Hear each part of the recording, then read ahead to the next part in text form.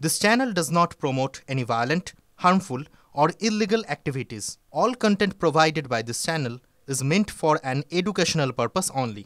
দেখুন বাংলা এখন এসআইআর এর একটা আবহ তৈরি হয়েছে। তার আগেই বাংলার সার্ভে বিতর্ক, বাসন্তীতে সার্ভে করতে গিয়ে পাকড়াও তরুণী, সার্ভের নামে সাজানো প্রশ্নোত্তর, অভিযোগ গ্রামবাসীদের মোদি ভালো নাকি অমিত শাহ। প্রশ্ন সার্ভেয়ারের, কি কারণে সার্ভে, জবাব দিতে পারেননি তরুণী, চেপে ধরতেই নিজেকে দিদির লোক বলে দাবি করেন সার্ভেয়ার, দাবি করছেন স্থানীয় বাসিন্দারা। পুলিশ তরুণীকে আটক করলেও পরে ছেড়ে দেয়। দিল্লির একটি সংস্থার হয়ে সার্ভে করেছিলেন ওই তরুণী, জানিয়েছে পুলিশ। বলছে আমি কটা প্রশ্ন করো, উত্তর দিতে হবে। কি উত্তর বলছে, তুমি অমিত শাহকে ভালো না খারাপ? উনি বলছে খারাপ, ইশারা করে বলছে, তা আমরা বলছি বলো খারাপ, আমরা বলছি খারাপ। বলছে মোদি সরকার খারাপ না ভালো? বলছে খারাপ। পাকিস্তান বলছে খারাপ। উনি আর সব নাম বলেছে, এগুলো আরো নাম বলেছে, যেগুলো যেগুলো বলছে ভালো, উনি বলছে ভালো বলে। আমি চুপ করে আছি, বলছে তুমি জিমে যাচ্ছে কেন?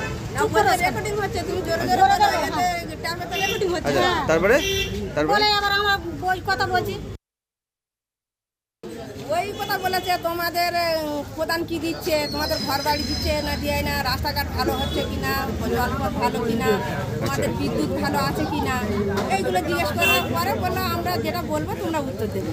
তখন ওই বললো মোদি সরকার ভালো না খারাপ, এবার অমিত শাহ ভালো না খারাপ। এবার উনি বলছে খারাপ, আমরা বলছি খারাপ। বলছে আমি যে কটা বলে দেবো ওই ইশারা করে বলছে যে তোমরা জোরে বলবে, কেননা আমাদের রেকর্ডিং হচ্ছে এতে। এর বলছে আমরা পাঠিয়ে দেবো। আমরা বলি কোথা থেকে এসে? বলছে চুনাখালি থেকে এসে।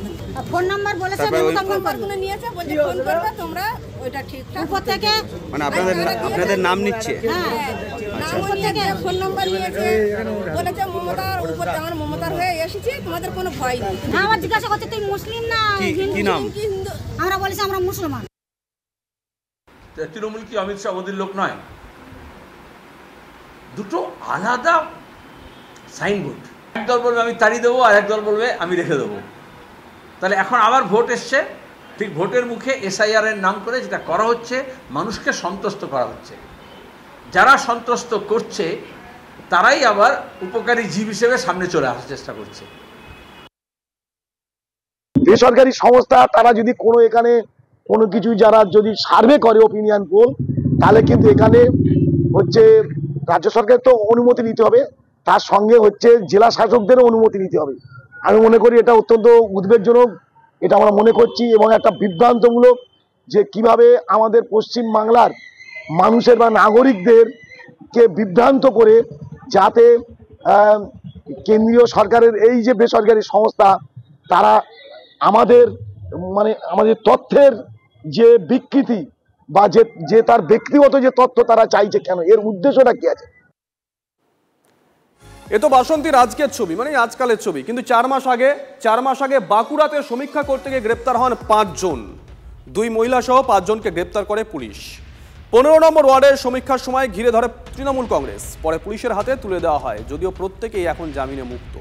সারা ভারত থেকে 500টা টিম এসেছে বাংলায় সার্ভে করতে, বারবার দাবি করেছেন মুখ্যমন্ত্রী, কাউকে কোনো তথ্য না দেওয়ার পরামর্শ।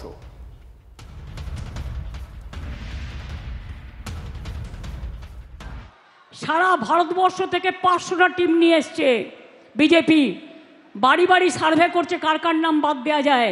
সবাই যার নিজের নিজের এলাকায় লক্ষ্য রাখবেন, কেউ সার্ভে করতে আসলে কখনো নিজের ডিটেলস বলবেন না। আপনার ডিটেলস নিয়ে গিয়ে আপনার নাম কেটে বাদ দিয়ে দেবে, এটা মাথায় রাখবেন। নিজে ভোটার কেন্দ্রে গিয়ে দেখবেন নিজের নামটা আছে কিনা। আধার কার্ডটা করে রাখুন, আধার কার্ডটা কম্পালসারি করে দেওয়া হয়েছে।